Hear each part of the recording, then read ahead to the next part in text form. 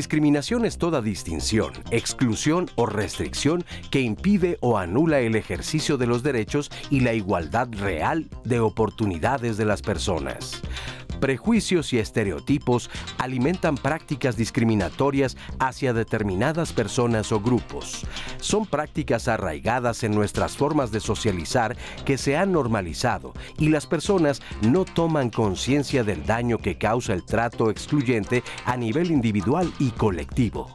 La edad, la condición socioeconómica, el origen étnico, el sexo, la religión, cuestiones de salud y las discapacidades son algunos de los factores por los que las personas sufren discriminación en su vida cotidiana, lo que las lleva al aislamiento, a vivir violencia y, en casos extremos, a perder la vida. Hoy, en Diálogos en Confianza, hablaremos de las distintas formas en que se manifiesta la discriminación, cuáles son los grupos más vulnerables en nuestro país, qué prejuicios y estereotipos suelen acompañar estas prácticas excluyentes y qué acciones podemos realizar en nuestra vida cotidiana para promover una sociedad empática y respetuosa de los derechos humanos. ¿Cómo están? Muy buenos días, yo soy Leticia Carvajal. Me da muchísimo gusto estar con ustedes hoy jueves de Sociedad. Y sí, ya lo escuchábamos, el 1 de marzo es el Día Internacional de la Cero Discriminación y justo de este tema vamos a estar hablando. Pero antes de eso quiero platicarles que hoy estamos de aniversario aquí en el 11, estamos de fiesta y estamos todos muy felices porque cumplimos 64 años de transmisiones ininterrumpidas y bueno, para mí es un gran honor, un placer pertenecer a esta gran familia del 11, por supuesto ser parte de Diálogos en Confianza, este programa tan importante con tantos años de transmisión también en el 11 y bueno, a nombre de toda la producción, de toda la gente que trabajamos aquí, le agradecemos a usted que nos ve todos los días por acompañarnos en este trabajo pues tan bonito y sobre todo tan importante, estar aquí y ser parte del 11. Muchísimas gracias. Bueno, quiero saludar y agradecerle a Magdalena Alejo, quien se encuentra en la interpretación en lengua de señas mexicana. Gracias, Magdalena. Ella estará junto con Lía Vadillo y Jimena Raya. Y también saludo con mucho gusto, Rose, qué gusto volverte a ver. ¿Cómo estás? Es un placer compartir el espacio contigo, Leti. También me da mucho gusto estar contigo, con nuestros especialistas. Y por supuesto hablar de la discriminación y cómo este tipo de acciones afectan contra los derechos de las personas. Y bueno, el punto de este programa es que ustedes conozcan más, que tal vez se den cuenta si ustedes tienen este tipo de acciones o las sufren. Queremos escuchar sus historias, ya sea anónimas o con su nombre. Cuéntenos todo, también sus dudas para que los especialistas puedan resolverlas. 55 51 66 40 00, el número para que se comuniquen. Y bueno, Leti, pues esperemos sea un gran programa. Así será seguramente. Rose, muchas gracias. Quiero presentar a nuestros invitados del día de hoy y voy a empezar por el maestro Vidal Emanuel Méndez Cadena. Él es director de Educación y Programa Editorial de CONAPRED. ¿Cómo estás, Muy Vidal? bien, muchas gracias por la invitación. No, gracias por aceptarla y por estar aquí con nosotros. Muchas gracias. También saludo con muchísimo gusto y agradecimiento al maestro Juan Bilbao Vázquez. Él es integrante del Movimiento de Personas con Discapacidad. Juan, ¿cómo estás? ¿Qué tal? Muy bien, muchas gracias. Muchas felicidades por su aniversario. Ay, les deseo, la verdad, el mayor de los éxitos y muchos años más de transmisiones ininterrumpidas. Que así sea. Muchísimas gracias, Juan. Y también le agradezco a la maestra Nuriney Mendoza Aguilar. Ella es directora general de Quejas y Atención Integral de la Comisión de Derechos Humanos de la Ciudad de México.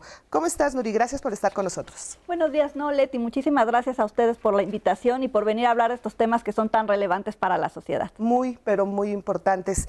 Y bueno, pues, ¿qué te parece si comienzo contigo, Nuri? ¿Qué es la discriminación? Pues justo como comentaban en la cápsula, es esta distinción, esta exclusión que se da en agravio de algunos sectores de la población, normalmente históricamente discriminados, porque además la discriminación se sustenta en eso, en prejuicios, en estereotipos, que al final del día lo que ocasiona es la restricción del ejercicio de derechos. Y ahí es lo más importante, ¿no?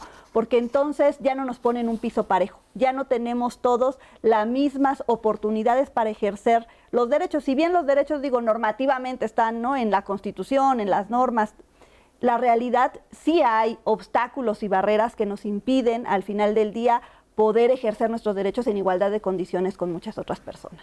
Así, ahora, Juan, ¿cómo se manifiesta la discriminación? ¿Cuáles son algunos ejemplos de discriminación en nuestra vida diaria?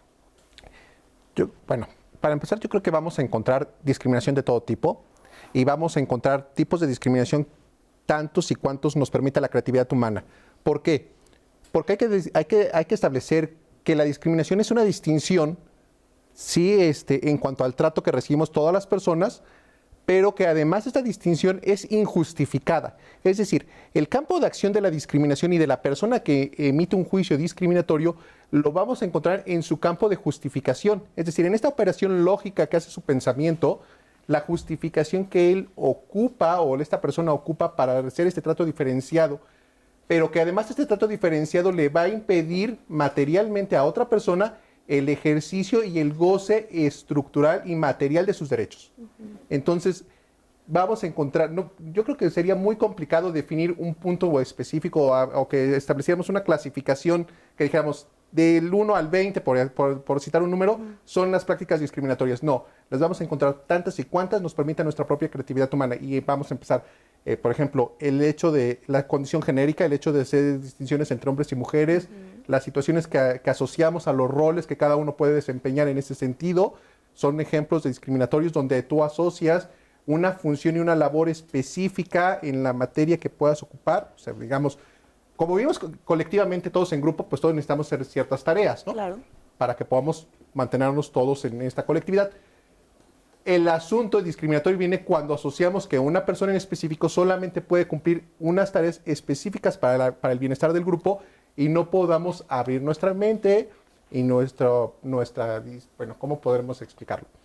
Sí, nuestra mente y nuestra visión a que todos podemos realizar estas funciones, todos y todas podemos realizar estas funciones que el grupo necesita. Entonces, me parece que hay que estar conscientes de ello y eso es lo que complica todavía mucho más la lucha contra la discriminación, ¿no? Porque no vamos a encontrar solamente un patrón específico de este tipo de conductas. Ahora, entonces podríamos decir, Vidal, que cualquier trato diferenciado puede ser discriminatorio. Es importante decirlo, justo como lo acaba de remarcar Nuriney, que la discriminación siempre debe estar relacionada con la violación a derechos humanos. Okay. En muchas ocasiones utilizamos discriminación simplemente como una cuestión de estar en contra de una persona, agredirla o inclusive publicar algo en redes sociales. La discriminación en sí misma es un concepto mucho más fuerte y robusto, porque implica que neguemos oportunidades, neguemos derechos y que al final vulneremos a las personas. Como decía el compañero, la discriminación está en todos lados y finalmente no solamente es en el trato cotidiano, sino también en las estructuras que establecen la sociedad. La salud, la educación, el trabajo, la seguridad social, entre otros ámbitos que generan y arraigan narrativas de exclusión hacia grupos históricamente discriminados. Ok. Ahora, ¿qué les parece si vamos a ver este sondeo que realizamos aquí en el 11 para conocer pues, los ámbitos sociales que considera la audiencia son más frecuentes, los actos de discriminación? Y también la audiencia nos compartió pues algunas experiencias que tuvieron al respecto. Vamos a escucharlo. Preguntamos en Facebook, ¿en qué ámbitos crees que es más frecuente sufrir actos de discriminación? Esta fue la respuesta. Hogar, 8%. Escuela, 18%. Trabajo, 29%. Espacios públicos, 45%. Preguntamos en Twitter, ¿en qué ámbitos crees que es más frecuente sufrir actos de discriminación? Hogar, 11.8%. Escuela, 19.6%. Trabajo, 29.4%. Espacios públicos, 39.2%. También preguntamos, ¿has vivido alguna situación de discriminación? Alecita Fie, en una tienda de ropa, no me querían atender las vendedoras porque pensaban que no tenía para pagar. Sara Alelí García Silva. Sí, en la secundaria, un maestro me decía constante, tú no tienes derecho a estar aquí porque tienes parálisis cerebral infantil y esta es una escuela para gente normal. Len HMR. Sí, como mujer, como extranjera, al no hablar correctamente el idioma del país donde vivo. Mireya Ort. Tuve un jefe que sabía que yo seguía estudiando. Me prohibía opinar para mejora de mi área de trabajo. Creía que yo les cambiaba la forma de pensar a mis compañeros. Judith Porihuela, hola. Saludos desde Atlanta. Sí, lo he sentido y desafortunadamente lo viví en nuestro México cuando vivía allá, en las escuelas y en otros lugares, ya siendo una jovencita. Increíble. Aquí en Estados Unidos, solo una vez me discriminaron. Carmen Luna, de acuerdo a su encuesta, es en el trabajo, escuela y espacios públicos. En el hogar, nos dan las herramientas para afrontar la discriminación de la que podemos ser objeto fuera de casa. Nos estamos volviendo seres inhumanos, lamentablemente, nada empáticos con nuestros semejantes. Saludos cordiales, me encantan sus programas. Gracias a todos por su participación y por supuesto en redes sociales está la conversación en vivo. Pueden dejarnos sus comentarios ya sea en Facebook, Twitter, Instagram o YouTube. También pueden marcar, les reitero el número 55 51 66 40 00. Ahí pueden dejarnos todas sus dudas y opiniones. Ya hay varias personas comentando ahorita, Ulises Medina, Araceli Verona, Ariana Rubal, muchas gracias por conectarse desde el inicio y ya nos están dejando por ahí algunas preguntas, algunos comentarios. Por ejemplo, Ofelia Acevedo nos pregunta cuántos tipos de discriminación existe, si hay algún conteo y cómo se legisla, cómo se revisa su prevención, contención o sanción cuando sí ya se dio la discriminación. También nos preguntaban en el mismo Facebook otra cuestión, un caso personal. Ella nos dice, a mí me corrieron de mi trabajo por la enfermedad que padezco. ¿Qué puedo hacer en este caso? Saludos a todos. Esta pregunta nos la hace Caro para que la vayan pensando y más adelante podamos responderla, Leti. Así es, claro que la vamos a responder. Gracias a todas las personas que nos escriben y los invitamos a que nos sigan escribiendo para pues, contestar todas las dudas que puedan tener. Nuri, ¿por qué discriminamos? Pues fíjate que es algo tan cultural, ¿no? Tan sistemático, está tan arraizado que yo recuerdo a algún autor, y además a un autor economista, que es raro que se meta como en estos temas más sociales, Gary Becker, que justamente en su libro de economía decía que discriminar es un acto irracionalmente económico, porque genera pérdidas, ¿no? Decía, realmente la igualdad, la inclusión genera ganancias. Dice, pero aún así hay algo que él denominó como gusto por discriminar. Y este gusto por discriminar, como este autor un poco lo desarrolla en su obra, lo que señala es que al final del día hay una serie de privilegios, a veces inmateriales, pero a veces nada más sentidos que no queremos perder, ¿no? Y entonces por eso, aunque económicamente me cause una pérdida, prefiero mantener ese supuesto lugar de privilegio y estar excluyendo a otras personas. Y él daba un ejemplo muy claro, decía, pues bueno, a ver, los empresarios europeos, pues si generan relaciones comerciales con empresarios latinoamericanos o árabes, pues generarían mayores ganancias, y hay veces que asumen el costo de no generar esas relaciones comerciales con tal de seguir perteneciendo a un grupo de privilegio. Entonces, es una cuestión bastante grave porque entonces significa que efectivamente el no discriminar lo vemos como una reducción de espacio de privilegios, y pues ¿quién va a querer perder sus privilegios, no? Cuando realmente lo que es una ampliación de espacio de derechos, ¿no? Okay. Es decir, es volver a esto que comentaba, al piso parejo, ¿no? A que todos podamos tener acceso a esta serie de derechos en condiciones de igualdad. Vidal, ¿tú qué opinas? Estoy de acuerdo, justamente tiene que ver con una relación de poder, con cómo las estructuras están arraigadas para mantener estructuras de opresión, para generar narrativas excluyentes hacia diferentes grupos, y me parece que también es muy contundente y necesario decir que la discriminación no solamente es una cuestión de valores o una cuestión personal, está establecida y arraigada en diferentes estructuras sociales, como los testimonios que nos compartieron ahorita. Que la educación no sea un espacio seguro para muchísimas niñeces es un claro llamado de atención para todas las personas que trabajamos o hemos estado en un espacio de este tipo. Recordemos, el acoso escolar y otras prácticas de violencia y discriminación que se den en las aulas no son normales, no están justificadas y sobre todo tienen muchas veces este arraigo discriminatorio que es muy excluyente hacia diferentes niñeces con discapacidad, sexo divergentes, a las niñas por motivos de género, a las niñas y niñeces migrantes. Entonces hay que tomar en cuenta una gran cantidad de grupos que no están siendo reconocidos y que tenemos que hacer los esfuerzos en los diferentes espacios para generar acciones de inclusión. Claro. Juan, como ya bien lo menciona Vidal, hay muchísimos grupos pues que son vulnerables a la discriminación. ¿Cuáles son para ti los que pueden ser más? Bueno, hay que establecer primero que nos hemos enfocado socialmente hablando a abordar los temas discriminatorios partiendo del análisis que se hace del artículo 1 constitucional, donde establece las ciertas categorías que son susceptibles de hacer ciertas distinciones de manera injustificada, y en ellas habla pues del género, de la preferencia sexual, de las discapacidades, del origen étnico, por mencionar algunos. Sin embargo, creo que debemos entender que esta descripción es única y exclusivamente enunciativa, no es limitativa. No quiere decir que solamente con esto ya estemos resolviendo el problema y que atacando este tipo de situaciones vamos a terminar con la discriminación. Los grupos y las personas sobre todo, vamos a identificarlos en cuanto a la posibilidad de que una persona haga distinciones de manera injustificada para la opinión del colectivo social.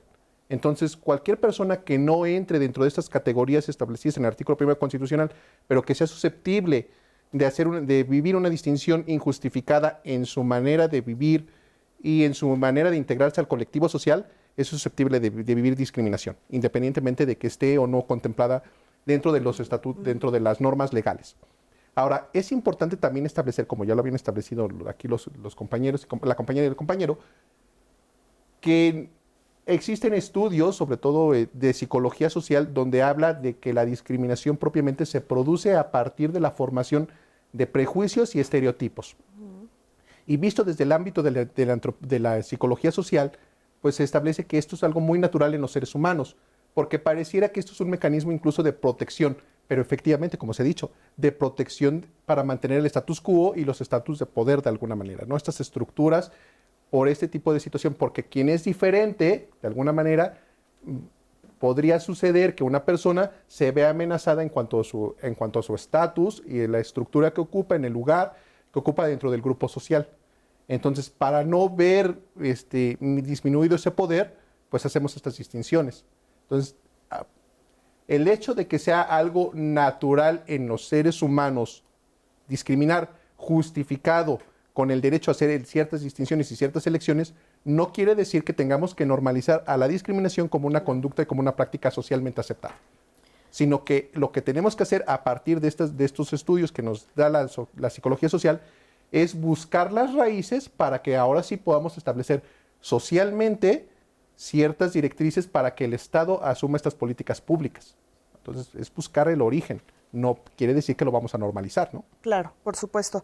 Ahora, ¿y cómo cómo hacerle para empezar a cambiar? ¿Qué se tendría que hacer? Por ejemplo, tú, Nuri, ¿en dónde es donde se discrimina más? Hace un momento veíamos el sondeo que realizamos y al final dijeron que era, si no me equivoco, en el trabajo.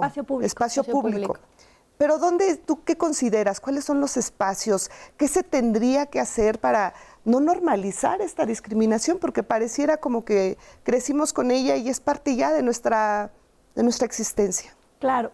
Pues fíjate que es muy curioso porque además lo que reflejó su encuesta es lo que reflejan las encuestas en generales. Muy bien. Se hacen dos encuestas, una nacional y una en la Ciudad de México por lo menos, encuestas relacionadas con temas de discriminación. Una la realiza CONAPRED junto con INEGI a nivel nacional y otra la realiza el Consejo para Prevenir la Discriminación en la Ciudad. Y justamente estos datos que reflejó su encuesta en Twitter son los que reflejaron estas dos encuestas macro, ¿no? Que es ¿en dónde se discrimina más? Salió en la calle, es el espacio público, ¿no? El trabajo efectivamente fue el segundo espacio y la escuela fue el tercer espacio. O sea, a mí, ahorita que veía yo la encuesta en Twitter, dije, es que estos fueron los datos de la encuesta tanto de 2017 de la nacional como en 2021 del ámbito local, ¿no? Y creo que refleja mucho todas las experiencias que nos están comentando, que están viviendo, porque además en estas encuestas los grupos o las causas principales de discriminación fueron apariencia física, fue la primera, es decir, discriminamos en mayor medida por cuestiones de apariencia física. Me parece que en la ciudad la segunda causa fue ser una persona indígena y la tercera causa es ser mujer, ¿no? Entonces, y además tanto en la encuesta nacional como en la encuesta local salió que el 20% de la población a nivel nacional y el 25% de la población a nivel de la Ciudad de México ha sido discriminado por lo menos una vez en el último año. Es decir, es algo, como tú decías, que está latente, que está presente. ¿Y qué le tenemos que hacer? Me parece que hay como muchas cosas, pero lo principal es un cambio cultural, ¿no? Porque si estamos comentando que está sustentado en prejuicios, en estereotipos, pues hay que deconstruir esos prejuicios, esos estereotipos, para empezar un verdadero cambio. Sí, claro, hay normas, ya lo comentábamos, ¿no? Está en la Constitución, ahora hasta tipificado está en algunas entidades federativas, hay sanciones administrativas, en materia laboral, si te despiden por una condición de salud, una cuestión de embarazo, puedes demandar ¿A dónde se laboralmente. demanda? Por ejemplo, esta pregunta que nos hicieron, me corrieron por una cuestión de salud, una enfermedad. Hay como dos vías, la vía laboral, ¿no? Ajá. Que digamos, pues hay que acudir a la Junta de Conciliación y Arbitraje respectiva para que señalar un tema de despido injustificado, y también se pueden acudir a dos instituciones que tenemos, que es el Consejo Nacional para Prevenir la Discriminación, que ve temas de autoridades federales, pero también de particulares, o si la persona vive en la Ciudad de México, está el Consejo para Prevenir la Discriminación de la Ciudad de México, que también ve casos de empresas de la Ciudad de México. Entonces, podría acudir por las dos vías esta persona para solicitar esto. Pero la realidad es que, y lo digo como abogada, el derecho nos ha quedado mucho a deber a todos, y por eso hay que apostar más al cambio cultural, a ver otros procesos mucho más restaurativos, en donde justo estas personas que van a ir teniendo que ceder espacios que tenían, ¿no? Históricamente, entonces no se sientan eso, ¿no? Se sientan vulnerados, y sepan que al contrario, incluyendo a uno, ganamos todos. Claro. Ahora, ¿cuáles son los efectos de la discriminación? ¿Qué derechos se vulneran?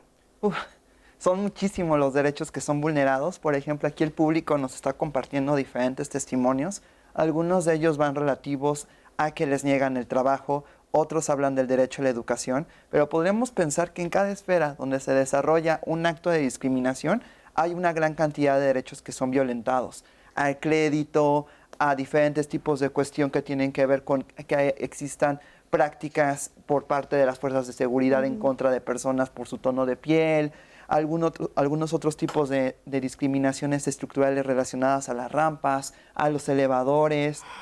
También tendríamos que tomar en cuenta cómo los medios generamos diferentes tipos de narrativas públicas.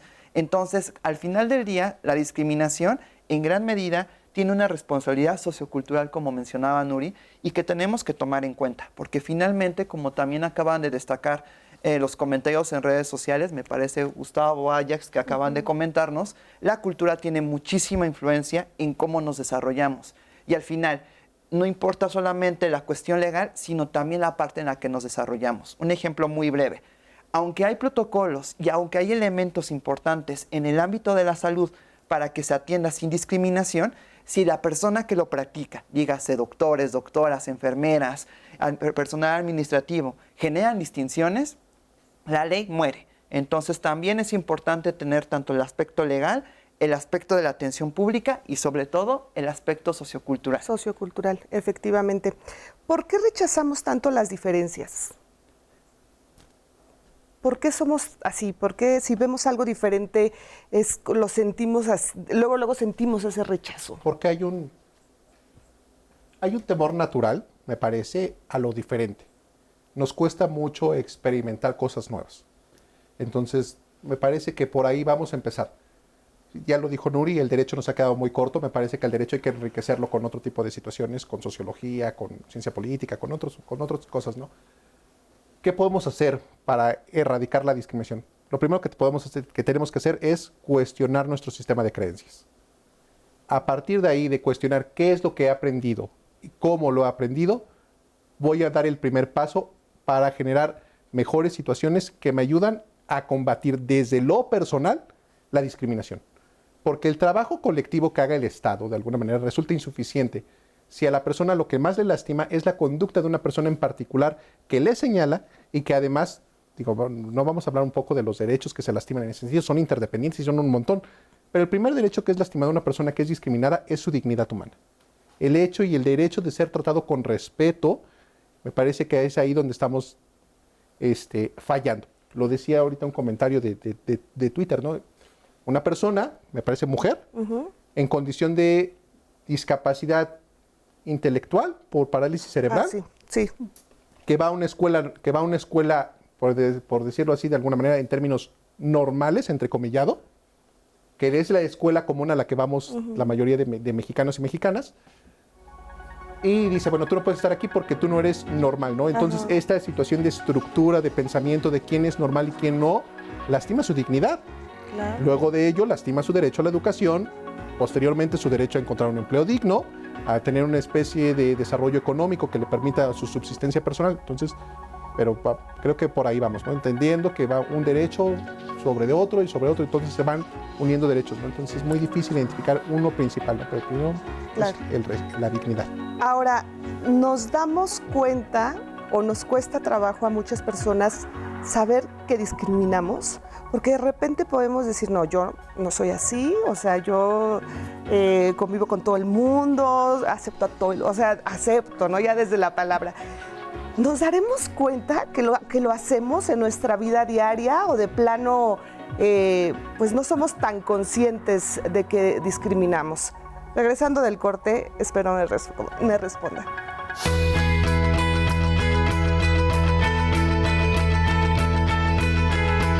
Discriminar es dar un trato distinto a las personas que en esencia son iguales y gozan de los mismos derechos, lo que genera una desventaja y restringe un derecho a quien recibe el maltrato. Comisión Nacional de los Derechos Humanos.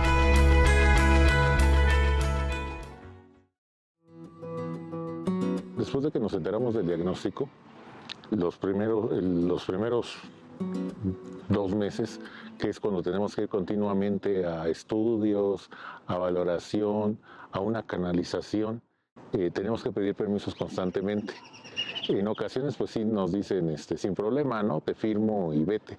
Pero llegó un punto en el que pues, mi autoridad me dijo, ¿sabes qué? Necesito que me traigas un documento que me justifique por qué te estás yendo a estudios. Desafortunadamente en la institución médica no pueden poner estudios generales, sino que tenían que poner el diagnóstico. Una vez que se enteran comenzó un hostigamiento porque decían que cómo era posible, que si tocaba a los niños podía contagiarlos, que tenía yo que estar en un área donde aislado totalmente. Me cambiaban horarios a modo de que, entre comillas, no estuviera con compañeros. Si tomábamos café o algo, pues tenía que ser como que tazas separadas. Era muy fastidioso, muy denigrante la manera en cómo me trataban. Entonces, pues tenía una de dos, o renunciar, que ya estaba yo a punto, o buscar un cambio. Que teníamos un conocido que también estaba de supervisor, y entonces una amiga me dice, pues vamos, no se pierde nada. Fuimos, hablé con él estaba muerto de la risa, y me dice, pues mira, vamos a hacer lo posible, tú tranquilo, yo te ayudo, nada más tráeme tus documentos y dame una semana. Entonces ya cuando llego, pues muy diferente el trato, ¿no? O sea, me colocó en la función correspondiente, me decía, ahí están las tazas de café, agarra la que quieras, pues nada más las lavas, y fue un trato muy diferente, fue volver a sentirse parte de un equipo. Mucha es la ignorancia, el desconocimiento, ese tabú, esa etiqueta de, pues es que te contagiaste, en una ocasión nos dijeron, no es que te contagiaste, pues por loco, por no cuidarte. Todavía permea en pleno 2023, aún con estudios muy avanzados, se sigue ese estigma. No han entendido que finalmente podemos vivir lo mismo que cualquiera, salvo con los cuidados que se deben de tener. Muchísimas gracias por este testimonio. Y sí, podemos ver que padecer pues determinadas enfermedades pues es motivo frecuente de discriminación. Las personas, por ejemplo, con VIH pues siguen siendo un colectivo súper vulnerable, y hay que recordar que en el Día Internacional de Cero Discriminación tiene como uno de los principales objetivos pues divulgar sobre el VIH y, por supuesto, prevenir actos de discriminación. ¿Qué opinas de este testimonio? Me parece un testimonio muy valioso porque usualmente cuando hablamos de grupos históricamente discriminados solamente hablamos de la victimización que viven. El llamamiento que tiene actualmente CONAPRED a través de la presidenta Claudia Olivia Morales es que no solamente nos quedemos que los grupos históricamente discriminados vivimos alguna situación o que padecemos algún tipo de dolor, sino también ver las aportaciones sociales, culturales y de cambio social que hemos generado diferentes personas que nos identificamos en algún grupo. Por ejemplo, muchas personas indígenas usualmente solamente tenemos la narrativa excluyente, que son personas pobres o que son personas que por sus costumbres están infradesarrolladas.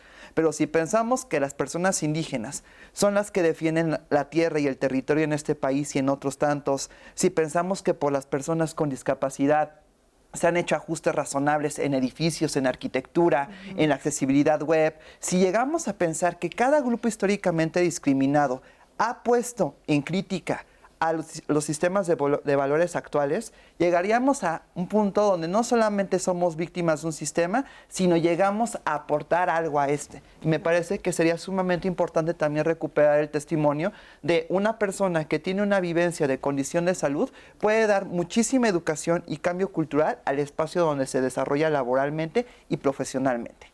Y habla mucho también de...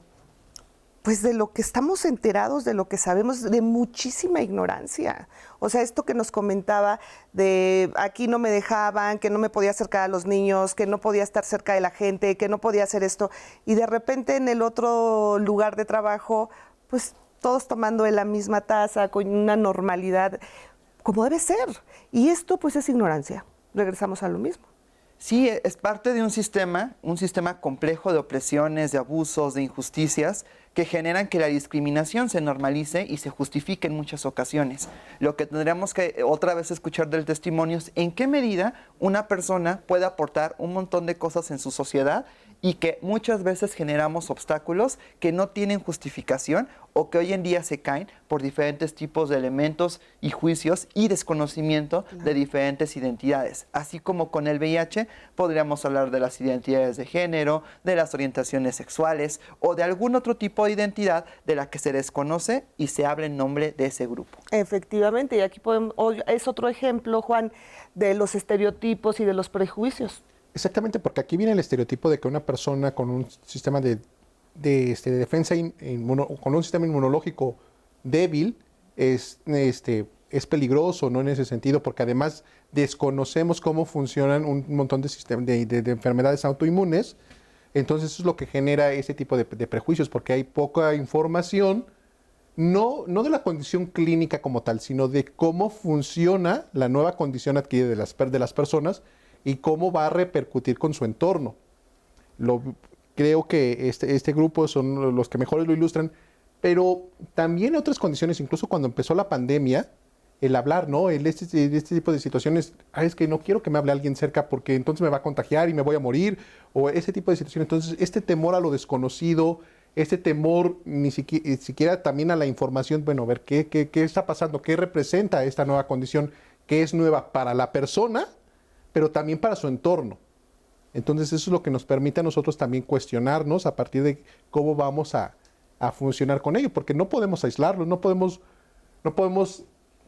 imponerles una como interdicción social, ¿no? Por decirlo, ¿no? En ese sentido, que es hacia allá lleva la discriminación, ¿no? A esa negativa sistemática de derechos, de ejercicio de derechos humanos, ¿no? Porque las personas que tienen esta condición autoinmune, y no solamente ellas, sino incluso personas que por su propia condición desarrollan otro tipo de situaciones, por ejemplo, la insuficiencia renal, el cáncer, todo eso, necesitan un sustento económico para poder sostener la viabilidad de su tratamiento clínico, ¿no? En ese sentido. Entonces, por eso es importante que aprendamos nosotros a cuestionarnos nuestro sistema de creencias y a partir de ahí estar dispuestos a convivir con nuevos entornos, que no son novedosos, sí, y que llevan un periodo de adaptación también, pero que tampoco nos va a pasar absolutamente nada porque nadie está exento de vivir una situación novedosa, ¿no? En ese punto. Así es. Bueno, antes de irnos al corte, Rose, se quedó pendiente un comentario, una llamada. Sí. ¿La repetimos, por favor, para que la contesten? Sí, claro. Es de Carlos. Él habla en nombre de su hija, quien está embarazada. La corrieron de su trabajo porque pidió que tuvieran consideración con los horarios laborales. Se negaron, la corrieron, le pidieron que firmara, ella no aceptó. Entonces, ahorita están en conciliación y arbitraje, pero dice que los representantes no han acudido, ya van 2 citas, esta semana es la tercera. Quiere saber entonces, 1, es un acto de discriminación, 2, si están vulnerando sus derechos y 3, qué más pueden hacer si es que ellos a la tercera cita no acuden. Bueno, pues sí es un acto de discriminación y lamentablemente es un acto de discriminación muy recurrente el tema de que a las mujeres embarazadas se les despida de los trabajos, ¿no? Un poco, incluso comentábamos acá fuera del aire que estamos compitiendo constantemente en este sistema capitalista que así nos pone, ¿no? Nos pone a competir y entonces es quién da más tiempo de su horario de vida a la empresa, y si das menos, entonces considero que eres menos valioso y entonces mejor contrato a alguien que sí me pueda tener aquí 24/7, ¿no? O sea, todas estas cosas al final del día sustentan la discriminación, ¿no? Sobre todo en el ámbito laboral, en donde es un ámbito súper competido y que las mujeres traemos una carga adicional porque todo el mundo público en general, ¿no? Particularmente laboral, se construyó en base de un estándar único, que es el estándar de un hombre, ¿no? O sea, cómo es un hombre, las vivencias de un hombre a lo largo de su vida y no contemplan las particularidades y las necesidades que tenemos las mujeres por nuestro simple cuerpo, por nuestra simple biología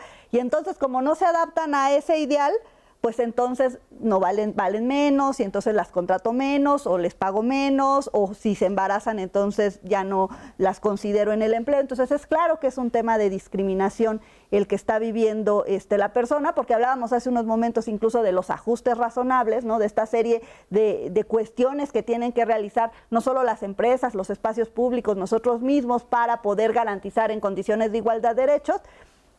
Y pues la vía en la que está corriendo me parece que es la vía más adecuada y claro, lamentablemente la justicia y los temas de impartición de justicia también en el ámbito laboral pues son muy tardados, eso es cierto, y esto que están haciendo los abogados pues es una práctica, una muy mala práctica, pero que es recurrente, que es cansar a la contraparte, ¿no? Entonces es, no voy, ¿no? Y me tienen que volver a agendar la audiencia y entonces para esto ya pasaron 2 meses y que me la vuelvan a agendar y lo único que pueden hacer la parte actora, como en este caso la persona, es pues pedirle en este caso a la autoridad que va a determinar, en este caso a la Junta de Conciliación y Arbitraje, que empiece a poner medidas de apremio a la empresa para que se presente al día de la audiencia, ¿no? Y que entonces si no se presenta, pues entonces se pueda llevar en rebeldía. Perfecto. Muchas gracias por responder a esta pregunta. Y ahora vamos a escuchar este testimonio que trata sobre discriminación familiar.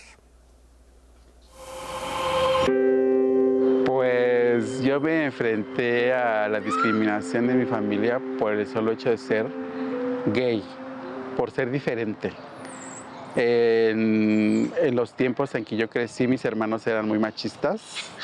Eran los grandes, los mayores, y me sentí reprimido hacia cómo era, hacia mi vida, hacia mis acciones. Entonces, eso para mí fue como que discriminación hacia mi persona en ese tiempo. Pues no te dejan ser quien eres.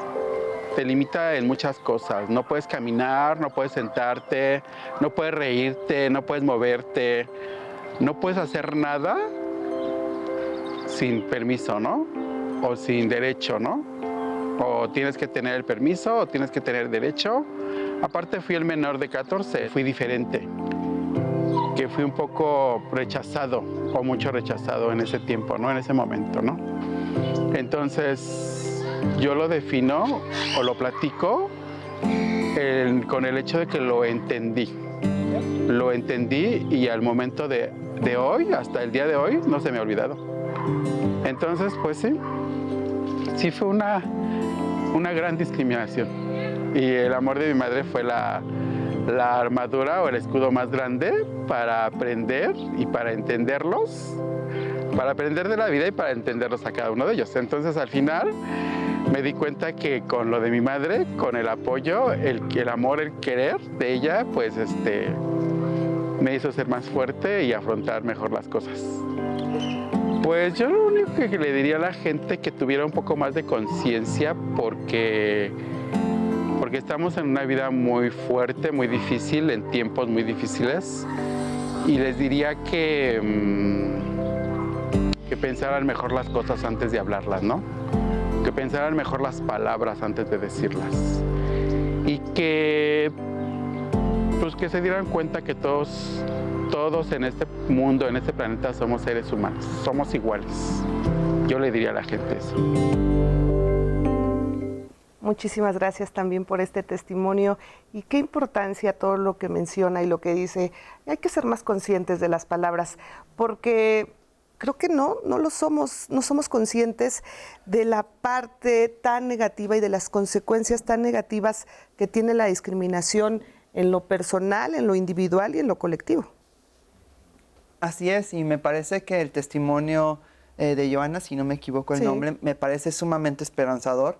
Usualmente cuando pensamos en grupos históricamente discriminados, pensamos en víctimas de violencia, pensamos en personas que no pudieron desarrollar su proyecto de vida. A mí me parece que también es muy interesante reflejar este tipo de historias donde las personas que pertenecemos a diferentes grupos históricamente discriminados no solamente sobrevivimos, sino podemos acompañar a otras, a otros, a otros en su propia historia de vida.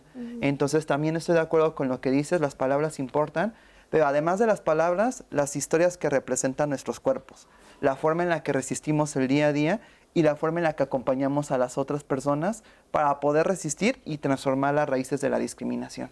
Además, siempre pensamos en discriminación y pensamos en escuela, pensamos en espacios públicos, pensamos en trabajo, pero ¿qué hay cuando la discriminación la vives de tu propia familia, de ese núcleo donde piensas que estás a salvo, de todas esas cuestiones, y es justo ahí donde la estás viviendo de la peor manera? Totalmente de acuerdo. Y es que además un poco decíamos, yo creo que ninguno de los que estamos aquí, bueno, tal vez Emanuel que es más joven, pero todos crecimos en las escuelas con todos los estereotipos que ya platicamos, con todos los prejuicios. ¿Y qué nos hace entonces al día de hoy pensar diferente? Pues que nos retamos al final del día, que tratamos de deconstruir todo eso que nos enseñaron, por lo menos preguntarnos si es cierto, ¿no? Si es cierto todo eso que yo aprendí en la escuela de que, o en mi casa, de que efectivamente hay que mejorar la raza, o en la escuela de que los niños corren más rápido y las niñas mejor que se queden sentaditas, ¿no? Para que no se vayan a hacer daño. Todo eso hay que retarnos a nosotros mismos para pensar que no tenemos la verdad absoluta. Siempre podemos aprender más, de construirnos nuevamente, y es un proceso inacabado siempre, ¿no? Siempre hay que estar buscando información, y yo creo que esta vivencia muy esperanzadora respecto de el apoyo que le dio su madre, que seguramente pues en qué tiempo fue, ¿no?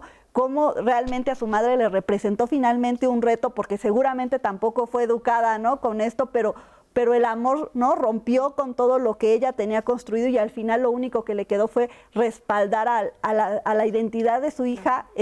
Me parece que es, ¿no? súper valioso. Súper valioso. Ahora, ¿ustedes qué opinan el tema, por ejemplo, de los medios de comunicación y de las redes sociales?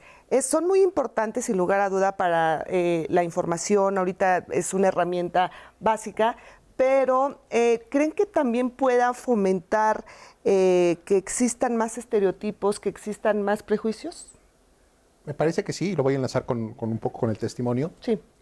A ver, la sociedad mexicana se ha educado con base en las historias que narran las novelas. Y no estoy criticando la existencia de las novelas, ¿no? Porque me parece que al final de cuentas también podrían cumplir con una función social, sino que retomo el ejemplo porque a partir de eso, de lo que se ve en los medios de comunicación, muchas veces permean las ideologías y generan expectativas al interior de la propia familia.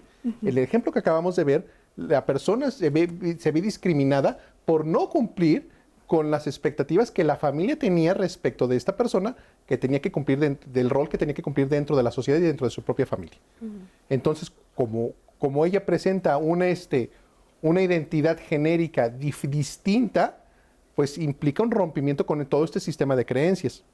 Entonces creo que es ahí donde es importante tomar conciencia de que la discriminación también opera en ese sentido. No solamente basta con cumplir mis propias expectativas de vida personales, sino que existe un empuje social a cumplir las expectativas del entorno que me rodea como persona. Y entonces cuando tú no alcanzas a cumplir esas expectativas, se vuelve ya un entorno discriminatorio porque no alcanzaste esta suficiencia o ese estándar exigido dentro de tu entorno social y dentro de tu grupo.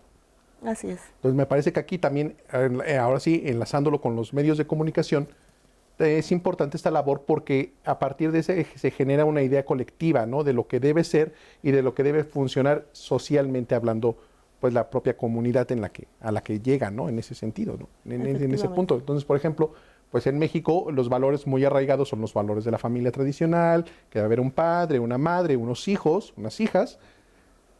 Y ahora estamos chocando porque hay personas que ya no quieren cumplir con ese rol, ¿no? O sea, dicen, bueno, yo no quiero formar una familia. O yo quiero formar una familia distinta a la que tú me estás imponiendo, ¿no? Uniparental, homoparental o de alguna manera, ¿no? Claro. Muy distinta. Entonces creo que es ahí. Tendríamos que visualizar a partir de eso y cuestionar también qué es lo que están generando los medios de comunicación en cuanto a la información y en cuanto a este tipo de estereotipos propiamente para a partir de ahí ver si se cumple o no con una responsabilidad en ese punto. Muy bien, muchísimas gracias. De hecho, tenemos otra entrevista para seguir profundizando en el tema. Esta vez es con Nancy Carmona, del área de políticas públicas de X Justicia para las Mujeres. Ella nos va a hablar sobre el colectivo y pues de todas las expresiones de discriminación que han sufrido.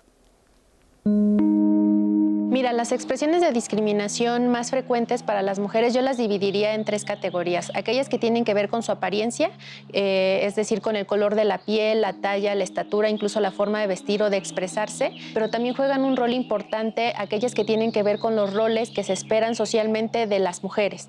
Y el rol reproductivo, desde luego, está muy marcado todavía, tanto en términos del tiempo que dedicamos, por ejemplo, a preparar los alimentos, que son hasta 14 horas versus 5 de los hombres, o a la limpieza del hogar. Y del otro lado estaría propiamente lo que tiene que ver con el rol productivo, es decir, cómo nos insertamos en el mercado laboral. Si tuviéramos un grupo de 100 personas, de esas 100, solo 40 serían mujeres y el resto, 60, serían hombres.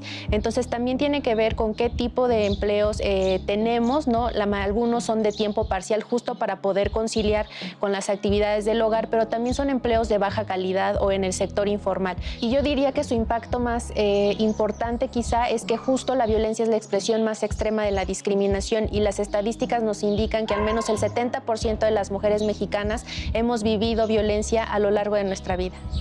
X organiza su trabajo en torno a 3 ejes temáticos, ¿no? El primero es el acceso a la justicia y justamente ideamos una metodología que es una especie de invitación a las y los juzgadores para que consideren no solo la gravedad del delito que está en controversia, digamos, sino además, por ejemplo, características como si había condiciones que agudizaban la desigualdad o la discriminación de las mujeres, si se consideró que estaba en riesgo su vida o su integridad, si utilizaron estándares de derechos humanos, no solo que tienen que ver con las mujeres, sino también con otras características que le dan identidad. Por ejemplo, ser una mujer con discapacidad, una mujer indígena, una mujer afromexicana o incluso una persona mayor o las propias niñas.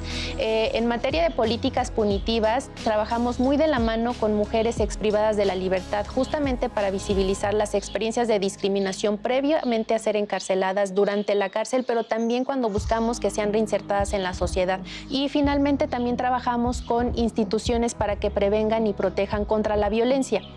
Y aquí nos interesa incorporar justo este eje de evitar que se discrimine, por ejemplo, cuando se brinda algún servicio, e invitamos a las instituciones haciéndoles acompañamiento para que incorporen desde sus diagnósticos iniciales las características de las mujeres, pero también que adecúen sus servicios para que sean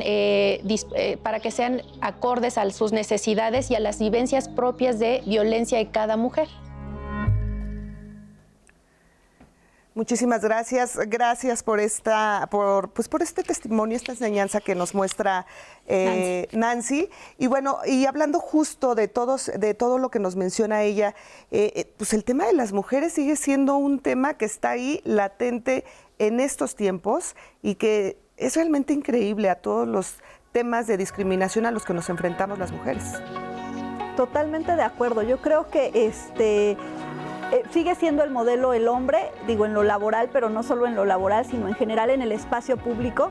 Y ahora que comentaban justamente de estos roles productivos y reproductivos que tenemos, los permisos que se requieren para, ¿no?, el tema de los cuidados y todo esto, sí mandan mensajes muy fuertes a las mujeres respecto de que entonces el espacio donde tienen que estar es el espacio privado, ¿no? Entonces sí me parece que lo que tenemos que hacer justamente y que estamos haciendo las mujeres desde diferentes espacios es tratar de cambiar esas narrativas masculinas para incluir a las mujeres, que además somos el 52% de la población mundial, claro, que generamos el 66% de la economía en el mundo y que al final del día obtenemos solo el 10% de los ingresos. Así es, vamos a hacer una muy breve pausa y regresamos con más temas de las mujeres y la discriminación.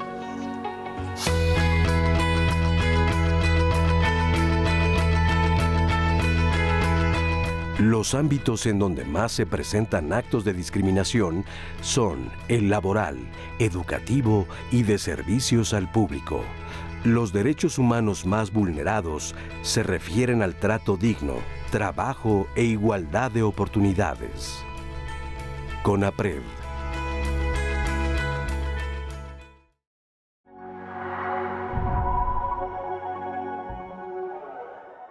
La discriminación es una distinción, sí, en cuanto al trato que recibimos todas las personas, pero que además esta distinción es injustificada. La discriminación siempre va a estar relacionada con la violación a derechos humanos. Okay. En muchas ocasiones utilizamos discriminación simplemente como una cuestión de estar en contra de una persona, agredirla o inclusive publicar algo en redes sociales. La discriminación en sí misma es un concepto mucho más fuerte y robusto, porque implica que neguemos oportunidades, neguemos derechos y que al final vulneremos a las personas. Pero el primer derecho que es lastimado a una persona que es discriminada es su dignidad humana. El hecho y el derecho de ser tratado con respeto, me parece que es ahí donde estamos fallando. Si bien los derechos, normativamente están, ¿no?, en la Constitución, en las normas, la realidad sí hay obstáculos y barreras que nos impiden al final del día poder ejercer nuestros derechos en igualdad de condiciones con muchas otras personas. La discriminación se sustenta en eso, en prejuicios, en estereotipos, que al final del día lo que ocasiona es la restricción del ejercicio de derechos. La discriminación está en todos lados y finalmente no solamente es en el trato cotidiano, sino también en las estructuras que establecen la sociedad. La salud, la educación, el trabajo, la seguridad social, entre otros ámbitos que generan y arraigan narrativas de exclusión hacia grupos históricamente discriminados. Existen estudios, sobre todo de psicología social, donde habla de que la discriminación propiamente se produce a partir de la formación de prejuicios y estereotipos. Y visto desde el ámbito de la psicología social, pues se establece que esto es algo muy natural en los seres humanos. Los grupos que, o las causas principales de discriminación fueron apariencia física, fue la primera, es decir, discriminamos en mayor medida por cuestiones de apariencia física.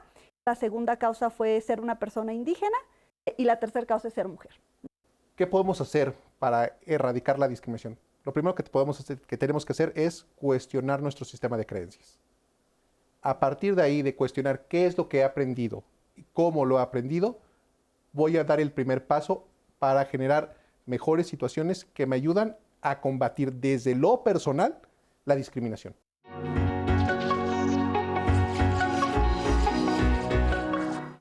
Estamos de regreso con el tema cero discriminación, ya en el último bloque, y todavía tenemos mucha de su participación. Muchísimas gracias. Raquel Arepa nos contaba que ella se siente discriminada por ser adulto mayor.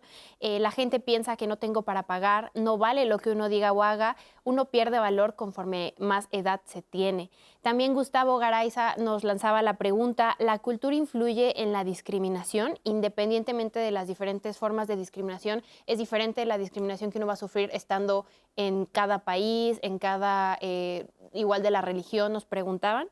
Erika Rodríguez, a las mujeres con poder adquisitivo también se les discrimina. Ella nos cuenta una historia donde quería comprar una membresía de vacaciones, pero que al no ir con una pareja no entraba dentro del mercado de, supongo, de este hotel, y que le negaron la compra de esa membresía.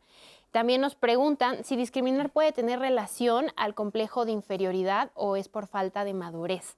Y referente a esto también llegó una pregunta sobre en qué momento se le considera discriminación y en qué momento tal vez uno lo está tomando personal y hay una falta de autoestima que es la que causa que se crea que es discriminación.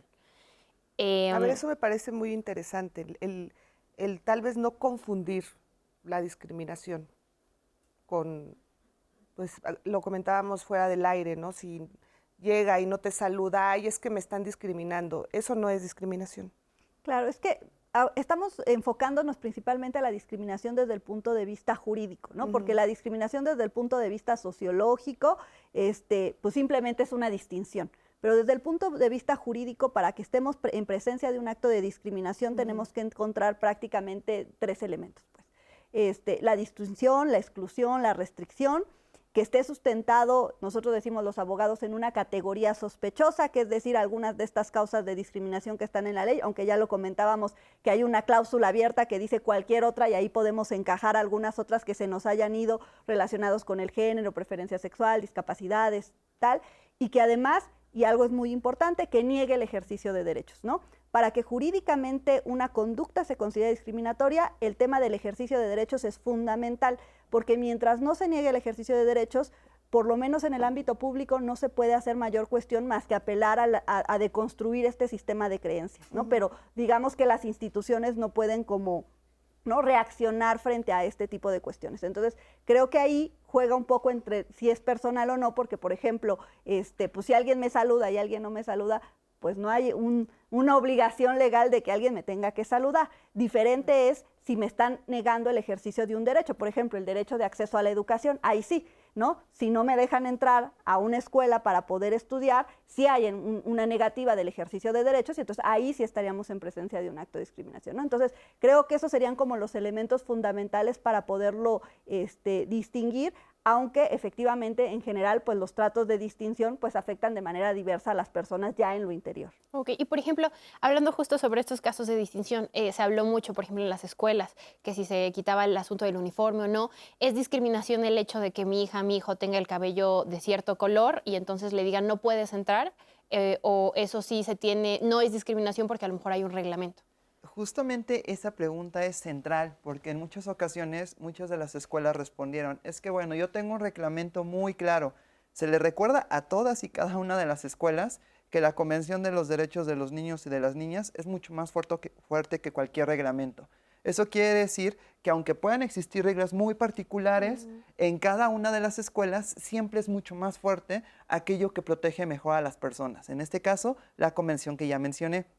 Entonces, será muy importante también, como dice Nuri, tratar de no justificar con ciertos acuerdos, con ciertas costumbres locales, con ciertas formas, prácticas violatorias. En este caso, imaginémonos un poco, si le negamos la entrada a un niño, a una niña, a un niñe para acceder a la escuela simplemente por su arreglo personal, pensemos la lógica, la racionalidad que existe en ese acto de violentar el derecho de una persona que se está desarrollando en la educación por una justificación que además está muy arraigada en el sistema de creencias de que deben de haber ciertas normas para que cuando las niñas, los niños crezcan, sepan cómo adaptarse a la sociedad. Quizá eso último sea lo que tengamos que reflexionar y pensar.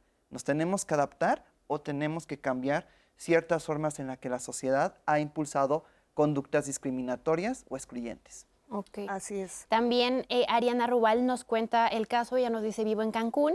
Lamentablemente aquí existe mucha discriminación en la gente local e incluso nacional. Los servicios turísticos, restaurantes, siempre dan mucha preferencia a los extranjeros. Si las personas muestran físicamente rasgos arraigados de sus etnias, son más vulnerables. Es triste ver cómo entre mexicanos no hay empatía ni apoyo. La discriminación se debe trabajar o eliminar desde casa. En estos casos, que sea muy común, igual hay un lugar donde uno pueda denunciar el hecho de que haya una discriminación por ser de cierto lugar, por rasgos físicos? Sí, es exactamente como les comentaba Nuri hace un momento. En los temas de antidiscriminación, las instituciones estamos encargadas de revisar las prácticas de entidades federales, de entidades públicas. En el caso muy particular de CONAPRED, también revisamos situaciones posibles de actos de discriminación generadas entre particulares. Es de los pocos casos, de las pocas violaciones a derechos que tienen esta admisión, pero me parece interesante hacerla conocer. Solamente sería muy importante también tomar en cuenta que no toda la discriminación o el combate a tiene que judicializarse. Muchos de los actos para combatir la discriminación tienen que tomar otras vías, si no de otro modo, simplemente estamos buscando la vía legal para transformar a toda la sociedad en un sentido complejo e integral. Así es. Vamos a hacer un paréntesis porque vamos a presentar a Andrés Castuera, que nos trae una excelente recomendación. Nos tiene un festín muy, muy interesante. Me da muchísimo gusto saludarte, Andrés. ¿Cómo estás? ¿A dónde nos vas a llevar el día de hoy? Hola, ¿qué tal, Rosel y Leti, amigos y amigas de Diálogos en Confianza? Un privilegio estar al aire hoy justo en el cumpleaños número 64 de este canal, a nombre de toda la comunidad teatral que realiza obras de teatro mexicano. Pues no solo felicitar a todos los que son parte de este canal, sino agradecer este espacio que ya durante casi 4 años se ha vuelto imprescindible para difundir el trabajo de las y los creadores teatrales de este país. Muchas felicidades y muchas gracias. Y hoy nos vamos, como bien decías, a un festín. La obra se llama Festín Andronicus, preparado por el chef Dr. Lecter. Ese es el nombre completo. Y vean nada más qué personajes aparecen. La mente de Javier Márquez, este joven dramaturgo, talentosísimo dramaturgo mexicano, ha decidido juntar a personajes que se hicieron famosos por estos actos de antropofagia. Uno de ellos es el Dr. Lecter, este famoso asesino serial que pues, se comía a sus víctimas y pensaba que con eso le hacía un bien a la sociedad, que fue magistralmente interpretado en el cine por Anthony Hopkins. Bueno, ese es uno de los personajes que salen en esta obra. Y el otro es el Titus Andronicus, este personaje creado por Shakespeare, que su venganza fue darle de comer a sus hijos en un pastel a la reina que había matado a toda la estirpe de Titus Andronicus. Entonces, imagínense lo que va a pasar cuando juntamos a estos personajes en un festín y además en un escenario maravilloso que es la Capilla Gótica, donde nos van a traer de un lado a otro, cuestionando muchas cosas, pero algo que es fundamental de esta obra es que agarra a los clásicos, en este caso a William Shakespeare, y cuestiona qué tanto se ha violentado el papel de las mujeres a lo largo de la historia, dándoles estos personajes que siempre son victimizados, que siempre son maltratados y que además en ese entonces eran creados para ser interpretados por hombres, porque no había actrices mujeres. Un cuestionamiento que se vuelve el hilo conductor en una plática fabulosa entre estos personajes. Por eso es un festín, porque se sirven diferentes platos en la mesa. Pero mejor vean estas imágenes justo de ahí de la Capilla Gótica y de regreso les digo cuándo, cómo y por qué no se pueden perder este Festín Andronicus preparado por el chef Dr. Lecter.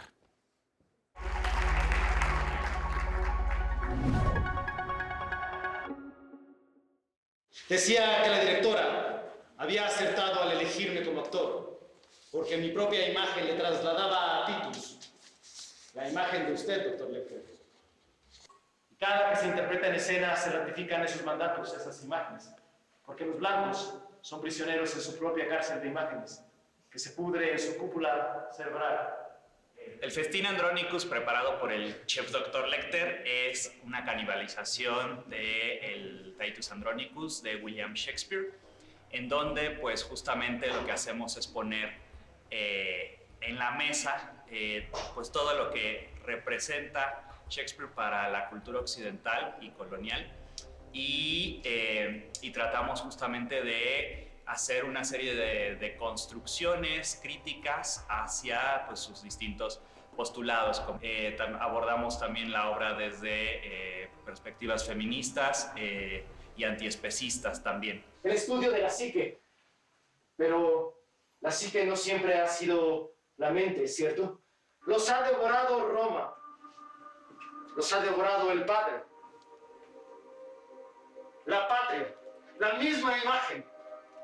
Festín Andronicus es un cruce entre Titus Andronicus de William Shakespeare y Hannibal Lecter, la trilogía, para hacer un cruce entre ellos y hablar en una conferencia performática de todos los temas que le aquejan a la humanidad hoy en día, y que apenas después de 500 años estamos revisando, como por ejemplo, qué es la hombría, qué significa, a qué nos determina, a qué estamos atados los hombres históricamente.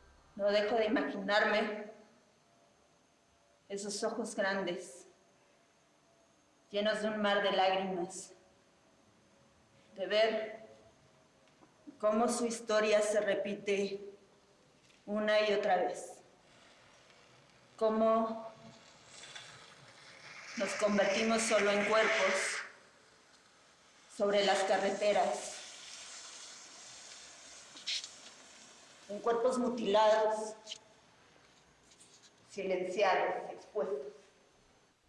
Creo que sería muy satisfactorio que el público se fuera con muchas preguntas después de asistir al festín, que tuvieran muchas preguntas hacia sí mismos, hacia la forma en la que estamos formados como sociedad, a todas estas conductas en las que hemos sido educados y que seguimos repitiendo como patrones, que se fuera cuestionándose todo esto a partir del festín. Para mí sería sensacional. Y así me escribió un hombre del siglo XVI, que me cayó, me mutiló, me violó, me expuso en los escenarios para que otro hombre me interpretara ridículamente, porque las mujeres estaban prohibidas en esa época. Bueno, como verán, el plato fuerte nunca falta en un festín.